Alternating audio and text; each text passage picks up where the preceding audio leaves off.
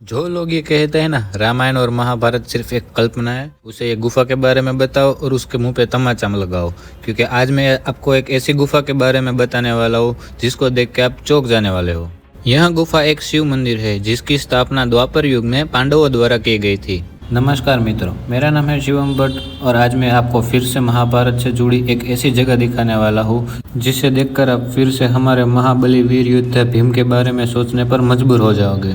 अगर आपको ये वीडियो पसंद आए तो कमेंट में हर हर महादेव जरूर रखें और मुझे फॉलो करना ना भूलें। તમે અહીંયા જોયું અત્યારે આપણે એક સાંકડી એવી પતલી ગુફાની એક ઓલામાંથી અંદર વહી આવ્યા જે 1 થી 2 વેધ જેટલી તે જગ્યા છે, પણ કોઈ પણ જાડો માણસ હશે ભગવાન મહાદેવનું નામ લઈને અહીંયા અંદર આવશે, ગુપ્તેશ્વર મહાદેવનું નામ લઈને અહીંયા અંદર આવશે એમના દર્શન કરવા તો કોઈ સળવાતો નથી। એક આવું એક અલૌકિક પાંડવકાલીન 5000 વર્ષ જૂનું મંદિર દેખાડવા હું તમને લઈને આવી ગયો છું આજે। તો ચાલો તમને આજે હું મહાદેવ ગુપ્તેશ્વર મહાદેવના દર્શન કરાવું।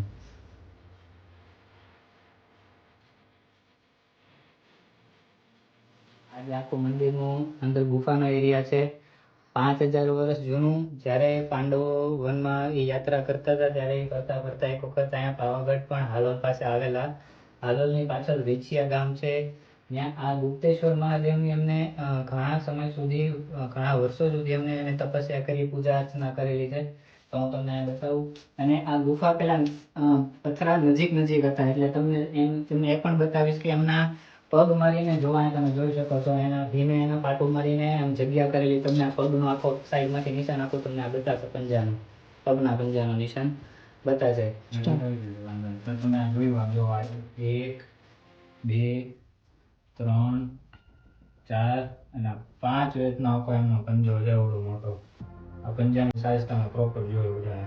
આગળ આવો હજી બતાવું તમને। જો અહીંયા એને પાટું માર્યું હતું એટલે અહીંયા એનો પાણીનો ભાગ, અહીંયા તમે જુઓ અહીંયાનો પાણીનો ભાગ છે, મારી આ વેત છે ને, અને અહીંયા જુઓ એનો આ પંજાવાળો ભાગ છે આખો। પછી એવી રીતે તમે સામે જોશો ને તો ઢીકો મારેલો હોય ને એવો ભાગ છે આખો।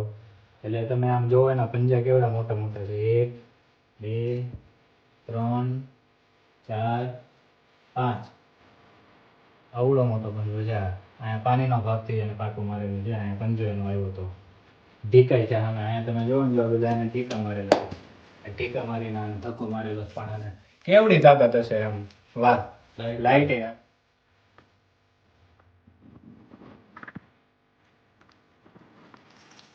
કેવું કે એ સમયમાં અહીંયા ઢોલ નગારા અને ડમરુની પાસે નહોતા એટલે તમને આગળ બતાવીશ। એક આ ચમત્કારી પથરો છે, તમને અહીંયા અલગ અલગ એમાં અવાજ આવશે, તમે ઝાલર ઉગડતા હોય એવું તમે આમાં જોઈ શકો છો, બરોબર।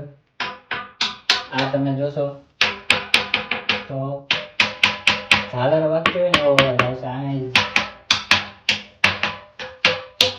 આરતીનો એવું કરતા અલગ અલગ આખો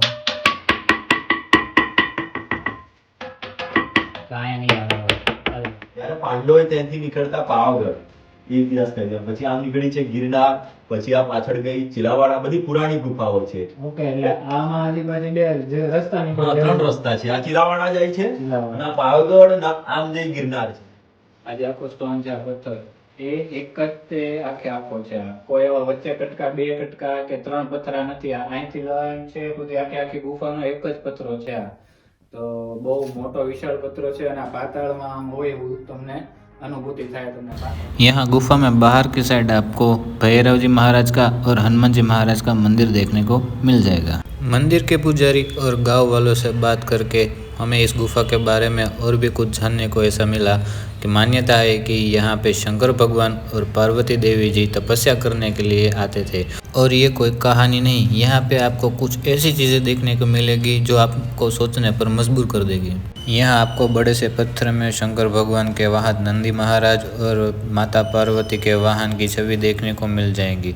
और भी बहुत सारी चीज़ें जैसे वासुकी नाग, डमरू के और आपको पैरों के निशान भी इधर आपको देखने को मिल जाएंगे, जो हमें ये सोचने पर मजबूर कर देंगे कि उस समय में ये पत्थर पे ऐसे पैरों के निशान, ये डमरू के निशान या फिर ये नंदी महाराज की छवि कैसे बनी। ये वीडियो एंड तक देखने के लिए आपका खूब खूब धन्यवाद। आपको ये वीडियो पसंद आया हो तो लाइक करें, कमेंट करें और सब्सक्राइब ज़रूर करें। और ये वीडियो उन लोगों को ज़रूर दिखाइए जो ये बोलते हैं कि रामायण और महाभारत तो सिर्फ एक कल्पना है। मैं आपके लिए ऐसे ही भारत के इतिहास से जुड़ी मैं रोमांचक तथ्य वाली वीडियो मैं आपके लिए लाता रहूँगा।